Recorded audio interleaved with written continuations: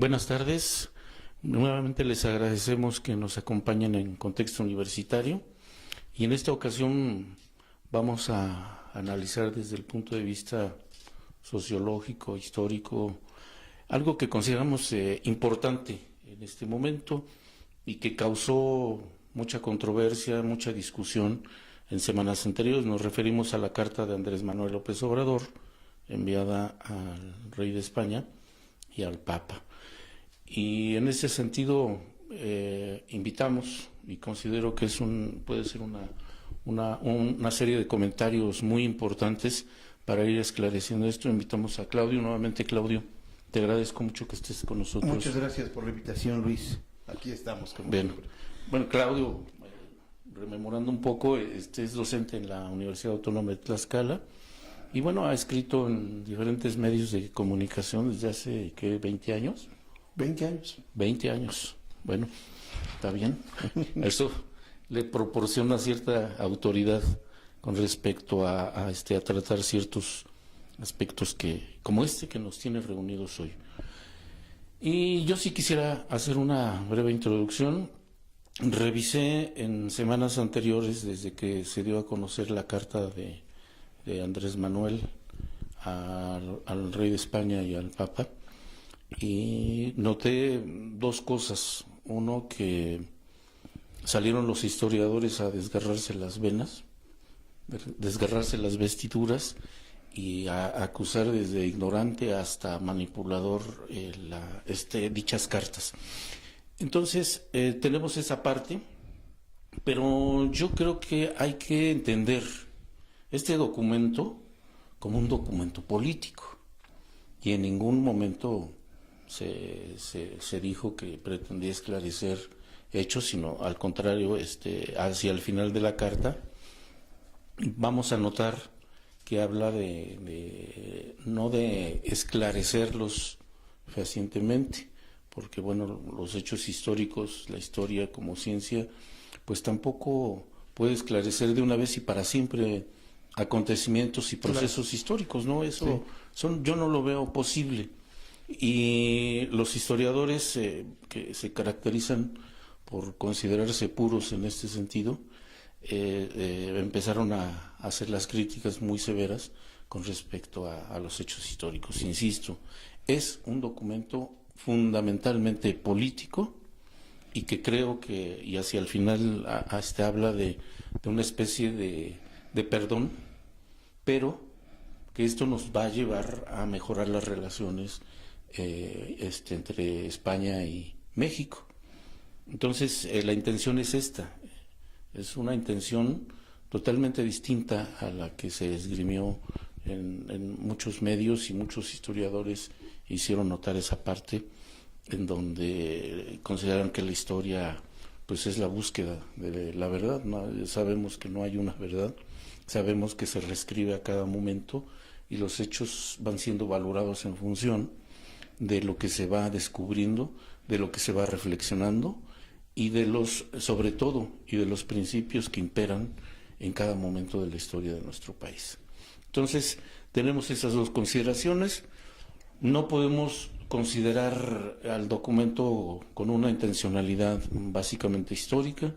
Es un documento político que tiene una pretensión muy específica, muy particular, y que esa discusión, que yo considero hasta cierto punto banal, no nos lleva absolutamente a nada. Pero si lo consideramos como un documento político, puede abrir las puertas para muchas discusiones. Claro. Entonces, Claudio, ese sería el planteamiento, y en ese sentido quisiera que pudiéramos trabajar. Sí, desde luego, Luis, y así como tú lo planteas, entonces en esos términos la discusión es una discusión política, no es una discusión histórica, digamos, claro.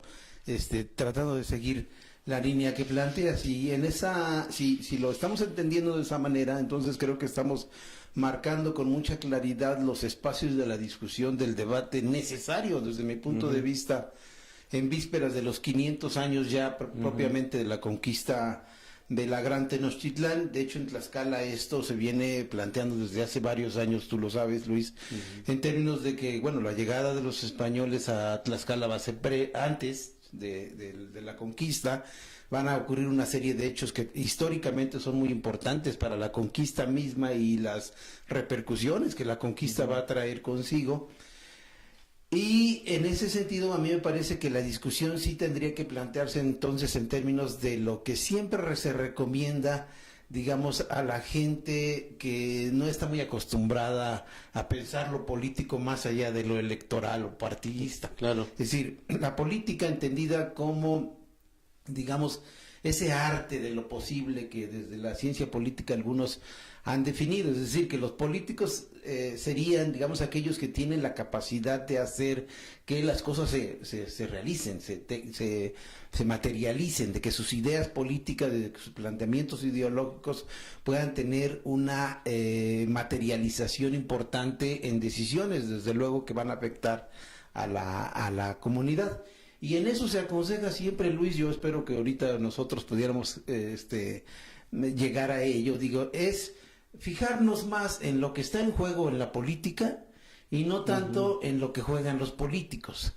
Entonces, ¿a qué juega, qué se juega o qué está en juego, más bien dicho, en una decisión política del presidente Andrés Manuel López Obrador de enviar sendas misivas al monarca español, que algunos consideramos incluso pues, resulta anacrónico para nuestros tiempos la existencia todavía de una realeza, y al mismo Papa, en el sentido de que lo que se busca es preparar para el 2021, desde mi punto de vista, conmemoraciones que pudieran estar más a tono con lo que él llama la cuarta transformación de la vida pública, de la vida política del país, y que sería que, desde mi punto de vista, Luis, que cada vez haya más gente que esté interesada en cuestiones cruciales de la vida histórica del país y de la vida política presente.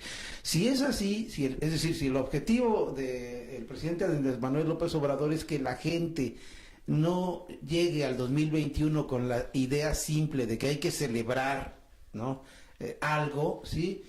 Sino de que más bien había que conmemorarlo, habría que hacerlo en términos de su complejidad. Y esa carta, desde mi punto de vista, resulta importante políticamente hablando si destacamos dos cuestiones que yo dejaría aquí mi comentario para ver si pudiéramos profundizar en ella. Uno, primero, es una carta que se envía de manera confidencial, por decir así, es decir, no hay una publicidad de la carta misma, es decir, se envía al Papa y a los reyes de España de manera confidencial, pero en este juego de la política del presidente, desde luego, que sabe jugar a la política, había que reconocerlo, es que precisamente en la fecha en que se celebraba uno de los acontecimientos, digamos, iniciáticos de la historia de la conquista en México, que es una batalla que se va a celebrar en el sureste del país, él da a conocer a través de un video que ha enviado esta carta.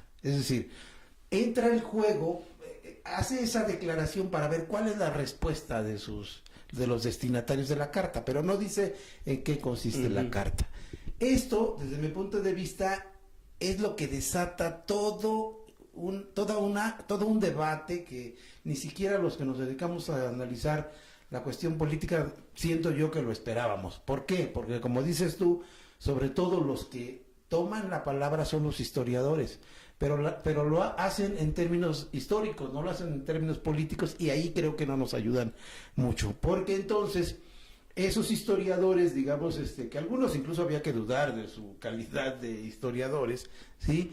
Cuando esas informaciones llegan al público lego, empiezan a llevarse al chacoteo, que bueno, pues hay que disfrutarlo como tal, y entonces plantea, bueno, los tlaxcaltecas tendrán que pedirle ahora perdón a los mexicas. Bueno, pues los tlaxcaltecas como tal existían hace 500 años, no existen ahora, y los mexicas tampoco existen tal cual.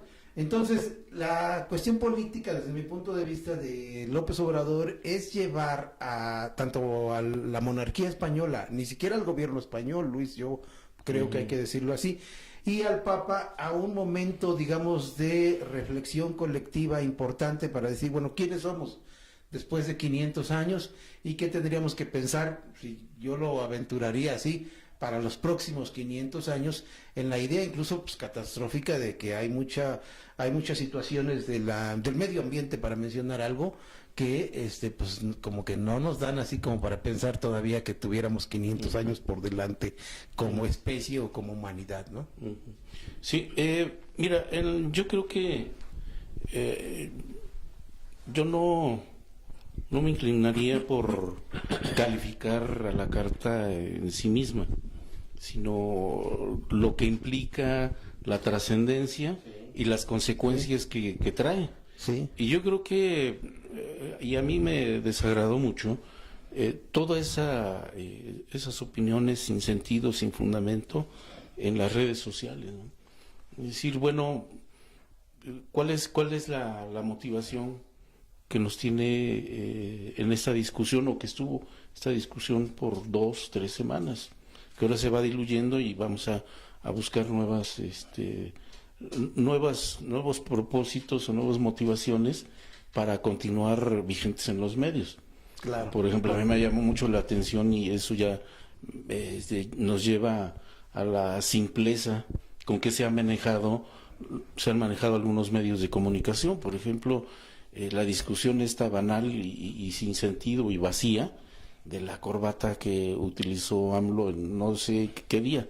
Entonces, yo creo que se ha simplificado tanto, sí. La discusión en los medios se ha simplificado tanto que hemos caído en el simplismo. Sí. Y eso no nos lleva absolutamente a nada.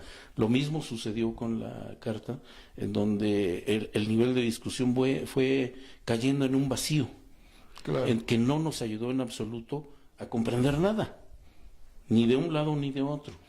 Y yo creo que la mejor motivación para llegar al 2021 es que podamos estar en condiciones de reescribir muchos de los procesos, muchos de los hechos que sucedieron tanto hace 500 años como hace 200 años.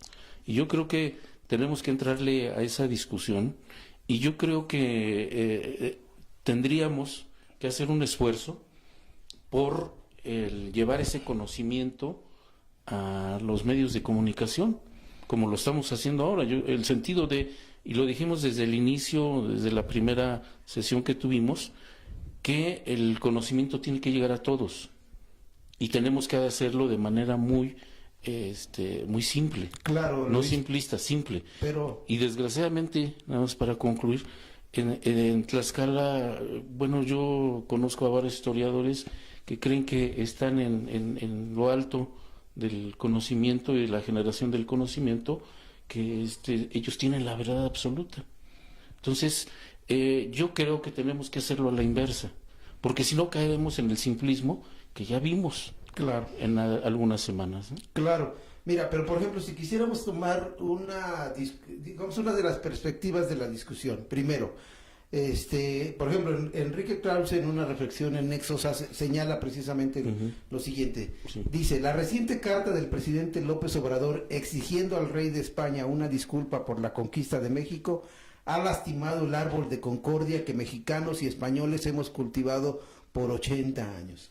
Yo detecto ahí de entrada, por ejemplo, Luis, fácil, 4 elementos que me parecen que ya están tergiversando mucho el planteamiento del presidente López Obrador, y que por lo tanto efectivamente lo que hay que identificar es que aquí hay una discusión política, y que bueno, va a vencer, digamos, en esa discusión política o ideológica, que en un momento dado tenga la razón quien consiga su objetivo. Enrique Krause, que digamos es muy seguido por mucha gente en nuestro país, en principio, por ejemplo, la carta no se conoce en estricto. La carta se conoce un borrador mutilado en un momento dado de la misma. Y luego, segundo, en base a esto mismo, y por lo dicho por López Obrador, no se le exige a los monarcas, no se le exige un perdón, se les plantea la posibilidad de reflexionar colectivamente la necesidad de que haya un perdón a los pueblos originarios. Ni siquiera se dice un perdón a México, no, un perdón a los pueblos originarios que todavía están ahí, Luis, después de 500 años sufriendo vejaciones, abandonos que el propio Estado mexicano y el sistema político internacional propician, el capitalismo, digamos, como tal, como sistema dominante en el mundo, que ha hecho que estos pueblos sigan ahí postrados en la pobreza, ¿no? Claro. Y luego en esta digamos, cuestión es que tampoco se pide, y aquí me parece que está la parte central, Luis, si la gente que nos está escuchando pudiera, como que pudiéramos llevarla a meternos a eso. Dice López Obrador, que el presidente López Obrador, que en todo caso la corona española tendría que pedir perdón, ¿sí?, por aquellos actos cometidos durante la conquista que en tiempos de hoy se considerarían violaciones a los derechos humanos. Efectivamente, hace 500 años no podíamos hablar de derechos humanos, pero ahora sí. Y vemos que el exterminio total el genocidio, digamos, como tal, es una de las violaciones más terribles a los derechos humanos, y que bien valdría la pena, y yo estoy de acuerdo, yo creo que ese sería el punto central. ¿Cómo hacemos como especie, como pueblos hermanos, por decirlo así, para reivindicar y reconocer que aquellos fueron violaciones a los derechos humanos? Porque ese árbol de la concordia entre mexicanos y españoles, pues no existe, Luis, en la medida, y aquí me parece el tinte político más importante de López Obrador, es poner a discusión cómo es que todavía en el periodo neoliberal se le dio, por ejemplo, a los españoles bancos, mineras, etcétera, que siguieron permitiendo la explotación de nuestras tierras. Entonces, ¿cómo es que eso se tiene que replantear en el sentido de no echar bronca, sino decir, a ver, vamos a platicarlo y vamos a ver si podemos pensar en vías más humanas o más humanistas, por decirlo así, que nos permitan una relación de mayor igualdad, de mayor equidad? Por ejemplo, nada más en la cuestión de los bancos, Luis, el cobro de las comisiones porque verificas cuánto tienes en tu cuenta o cosas por el estilo, pues realmente son de hace 500 años, yo diría, ¿no? Es decir, sí, todavía este mito de que les damos espejos, les damos oro y nos entregan espejos, ¿no? O lo otro más ideológico y religioso, ¿no? De que, bueno, nosotros teníamos las tierras, ellos llegaron con una Biblia y nos dijeron, mira, qué bonito es el paraíso al que vas a llegar, etcétera, y nosotros, y cuando despertamos, pues ya ellos eran los dueños de la tierra, se dice de manera común, y el oro lo tenían ellos y nosotros teníamos sueños. Todavía la gente está mucho en esa idea. Entonces yo pienso que López Obrador lleva una ventaja en la discusión con respecto a sus detractores, porque en un momento dado yo casi no ubico críticos, yo ubico más detractores. Les lleva una ventaja porque, digamos, el que inicia la discusión es él, el que plantea las líneas de la discusión es él, y el que parece que tuviera las razones históricas de este debate es él. Bueno, no, yo no diría que él, precisamente sus asesores, y que podrían llevarnos a nosotros, a los mexicanos como nación, a una situación muy importante en términos de la relación nueva con España, que resultaría benéfica en términos ya de la vida cotidiana, me parece, y que eso sería el meollo de la discusión. Derechos humanos, por un lado, que se habrían violentado hace 500 años, y cómo a partir de reconocer que, quizás ni siquiera pedir perdón, pero reconocer que se violentaron esos derechos humanos, cimentar una nueva relación más armónica, efectivamente, ¿no? Sí. Bien, ahora vamos a la colaboración de Víctor Manuel Virueña, que desde California hace una reflexión sobre esto que me parece muy interesante. Él me platicaba que Trump había ido a California el día de ayer y que en función de eso quería reflexionar sobre este aspecto, entre discusiones de perdones o no perdones. Yo creo que es una contribución muy importante en ese sentido y que desde otras latitudes nos puede esclarecer algunos puntos. Adelante.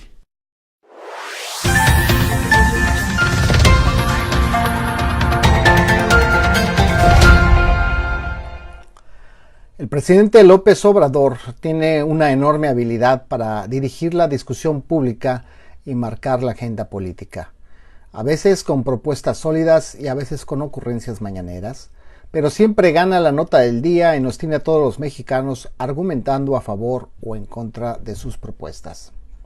Días pasados, el presidente grabó un video donde dio a conocer que mandó una carta al rey de España, Felipe VI, exigiéndole que se pida perdón a los pueblos originarios por las violaciones de derechos humanos cometidos durante la conquista.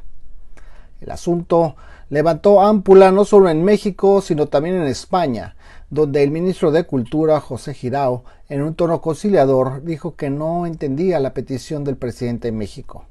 Al tiempo, la vicepresidenta del gobierno, Carmen Calvo, en un tono más serio, afirmó que el rey de ninguna manera pediría perdón a ningún país por hechos ocurridos hace 500 años. El presidente del Partido Popular, Pablo Casado, fue más allá y calificó de inadmisibles las palabras de López Obrador. Ciudadanos, otro partido de derecha, en voz de su presidente Albert Rivera, declaró que las palabras del presidente de México son inaceptables y son también una ofensa al pueblo español. El único partido que apoyó la propuesta fue Podemos, el partido de izquierda que prometió que en caso de llegar al poder, habría un proceso de recuperación de la memoria histórica que restaure a las víctimas. El asunto llegó a todos los programas de televisión en España y a las redes sociales, en donde se exhibió racismo y xenofobia. Se llamó de todo al presidente mexicano, desde tirano comunista hasta imbécil. Se le exigió primero pedir perdón a él por el narcotráfico y los desaparecidos en México. Muchos analistas y escritores españoles como Iván Vélez, quien recientemente publicó un libro llamado La Conquista de México, justificaron esta conquista como un proceso civilizatorio que acabó con un régimen sanguinario de caníbales idólatras. El historiador explicó la conquista como un proceso donde los pueblos oprimidos por el Imperio Azteca prefirieron el yugo de España que la masacre y los sacrificios humanos bajo los aztecas. Más allá de las razones históricas, políticas o sociológicas de este debate, la reacción de la clase política y de la sociedad española ha sido terrible. En lugar de ser mesurados, inteligentes y serenos, la mayoría de analistas y partidos, cibernautas y visitantes de redes sociales han sacado la xenofobia y poniendo pretextos y justificaciones evaden el debate de fondo. Lo cierto es que hace 4 años el rey Felipe VI pidió perdón por la expulsión de la comunidad judía ocurrida apenas unos años antes de la conquista. Incluso se promulgó una ley para restituir la ciudadanía española a los judíos sefardíes que fueron expulsados.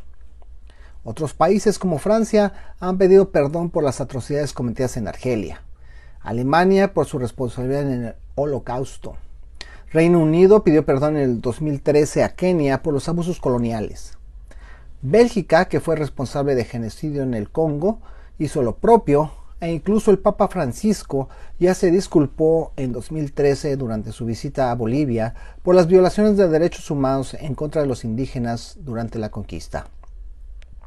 Aquí en los Estados Unidos el tema fue evadido por los medios de comunicación, aunque algunos comentaristas con tono irónico se preguntaban qué pasaría si el gobierno de México exigía disculpas por la invasión de 1847 o las múltiples ocasiones en que por medio de la fuerza obligaron a México a ceder sus intereses y territorios. Podemos estar o no de acuerdo con la forma y el tiempo que escogió López Obrador para hacer su petición. No obstante, no podemos negar que el tema despertó muchos monstruos que estaban dormidos en México, pero también en España.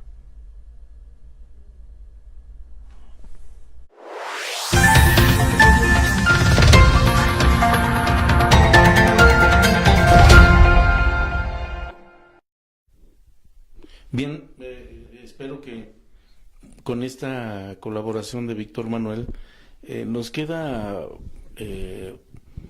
una reflexión que pudiera esclarecerse y esclarecer que, insisto, esta carta que en efecto, como bien dices, Claudio, es un borrador, de ninguna manera en efecto es algo que formalmente se haya entregado, y creo que habrá ahora que visualizar Yo creo que es un documento político, Sí. pero yo creo que tenemos que también verlo desde el punto de vista histórico.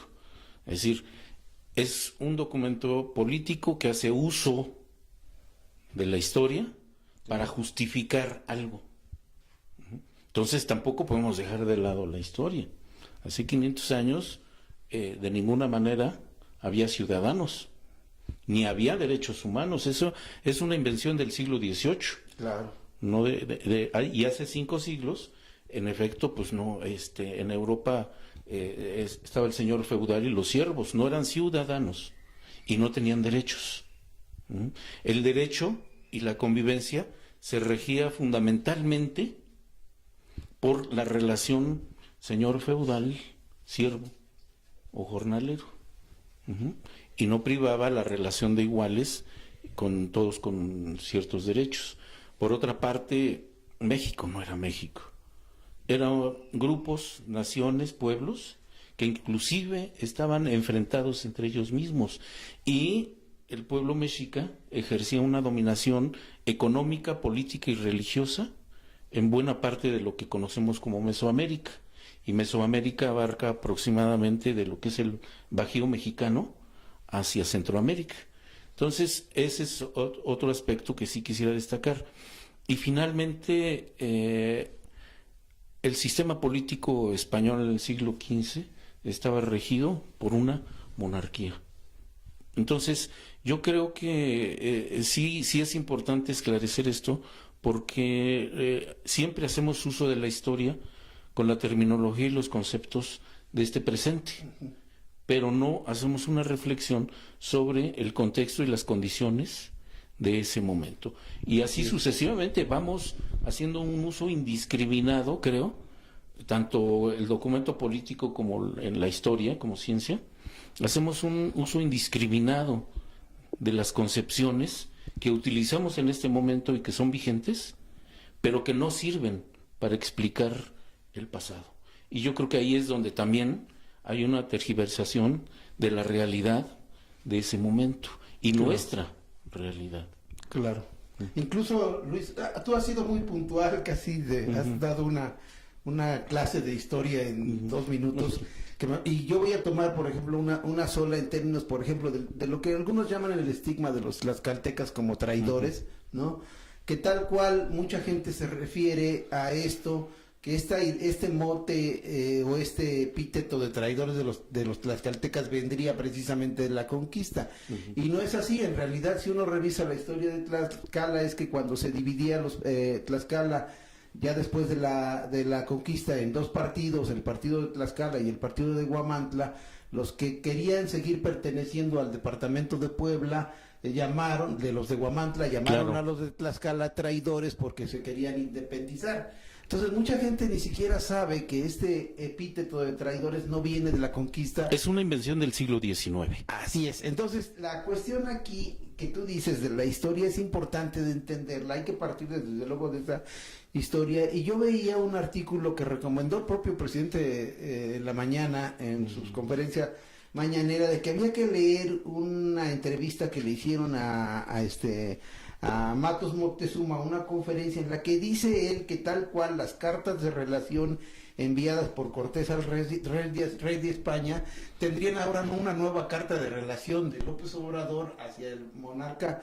español, en la idea precisamente de decirle que durante todo este tiempo, por lo menos en lo que él ha visto en las excavaciones del Templo Mayor, por ejemplo, es que efectivamente hay cosas que no se pueden concebir ahora y decir, bueno, ¿cómo fueron capaces los españoles hace 500 años de derrumbar tan hermosas pirámides, etcétera, etcétera? Sí. Bueno, pues eran condiciones históricas distintas que ahora nos tendrían que plantear, yo siento, Luis, es de que pues, tampoco les vamos a decir que vengan a reconstruir el Templo Mayor, ¿verdad? Hay una reconstrucción metafórica de la historia de este país cuando se escarba en ese sitio, se encuentra tanta riqueza, sí. ¿Cómo se la muestra el propio Matos Moctezuma en la visita a los reyes de España, en el gobierno de López Portillo? Me parece muy interesante, porque el propio Marcos Moctezuma platica que no sabía cómo decirles, pues mira, todo esto es lo que destruyeron, destruyó la corona española, y resolvió diciéndoles, miren, pues eran realmente no lo pensaron mucho los Austria, ¿no? Que eran los reyes, la casa real. Y la reina después le comentó ya aquí en Cacaxtla que cuánto ingenio tuvo, porque ellos no eran Austria, ellos son los Borbón, ¿no? Entonces, ¿eso qué quiere decir? Tal cual lo dices tú, Luis, desde luego, que qué bueno, desde mi punto de vista, porque algunos incluso llegan en este simplismo a decir que es una ocurrencia del presidente López Obrador de enviar la carta, ¿sí? Qué bueno que se haga esto y que trascienda, porque hay un proceso de pedagogía social, Luis, en estos días, que ni siquiera nosotros los que nos dedicamos a las ciencias sociales a veces percibimos. Es decir, no nos estamos dando cuenta cuánto la gente está aprendiendo en esto, Luis. Y tú, estos programas a los que me has invitado y que yo he asistido, me parece que son una buena aportación. No vamos a decir la verdad última, ni nuestro punto de vista es el único ni el válido, sino simple y sencillamente son puntos de vista que se tienen que considerar ahora, Luis, para poder entender que gracias a esto de la autocomunicación de masas que representa, por ejemplo, la Internet, uno puede tener 1000 lecturas, y de esas 1000 lecturas uno puede coincidir con una o con 999, pero lo importante es que uno está realizando esas lecturas y de que la gente abajo también lo está haciendo. Bien, ahora tenemos ya la perspectiva, ¿no? Es un documento de carácter político. De carácter político. 2, hace uso de la historia. Sí. Y hay un texto de un historiador inglés que se llama ¿Qué es la historia? Eric H. Carr es el historiador que hace una reflexión y su texto lo denomina ¿qué es la historia? Entonces habla de los usos que se hacen de la historia, claro, de los manoseos incluso que en cada momento se hacen de los hechos históricos. Ahora la historiografía mexicana del siglo XIX pues, es muy tajante en ese sentido, en el uso y el manoseo del pasado mexicano, desde quienes empiezan a plantear quiénes son los héroes y quiénes los traidores, porque por eso, y no es exclusivo de México. Claro. En todos los pueblos hay los buenos y los malos, sí, los vaqueros y los indios. Una visión maniquea. Sí, claro. Y entonces, en ese sentido, yo creo que también sería importante reflexionar sobre los usos que se le dan a la historia y qué uso se le está dando en este momento. Y en este caso. Y en este caso en particular, porque no solamente es el presidente. Son todos los historiadores que han opinado sobre la famosa carta de López Obrador y que han tomado una postura. Bueno, ahora hagámoslo en el sentido de carácter teórico, preguntarnos qué es la historia y qué es la historia de nuestro pasado y qué uso se le está dando en este momento. Porque ya llevamos, yo creo que alrededor de 20 años en donde se ha modificado radicalmente la visión de nuestro pasado, donde hay los grandes héroes que son el ejemplo a seguir, que son estoicos, son grandiosos, pero que no nos atrevemos a cuestionar su momento y su postura frente a su realidad. Porque nosotros estamos haciendo una reconstrucción diferente de la que se hizo hace todavía 30 años. Claro. Pero no acabamos de definir esto. Que eso yo creo que es otro de los momentos que tenemos que analizar. Y esta carta puede ser un buen momento para reflexionar no solamente sobre nuestro pasado y su desmitificación. Y desmitificar no quiere decir, pues ahora Benito Juárez es malo. Sí, ahora sí. Hidalgo no es como nos los pintaron, era bailarín, le gustaba las mujeres, le gustaba, es decir, la vida mundana. Sí, claro. Pero eso no le quita lo importante que fue en su momento y la perspectiva que tuvo de su realidad. Así es. Entonces, yo creo que la desmitificación no se trata de descalificar a quienes fueron considerados héroes de la patria y reivindicar a quienes no se les consideraron. Claro. Entonces, esa es la reflexión que creo que tendríamos que hacer, y yo sí te pediría en este momento que pudiéramos hacer y redondear un poco sobre esta cuestión de la carta, que trasciende mucho más allá del hecho político. Más que redondear, Luis, yo haría una especie de conclusión a partir de lo que tú dices con respecto al uso de la historia que el presidente Andrés Manuel López Obrador hasta estaría haciendo de ese hecho histórico en específico con propósitos estrictamente políticos.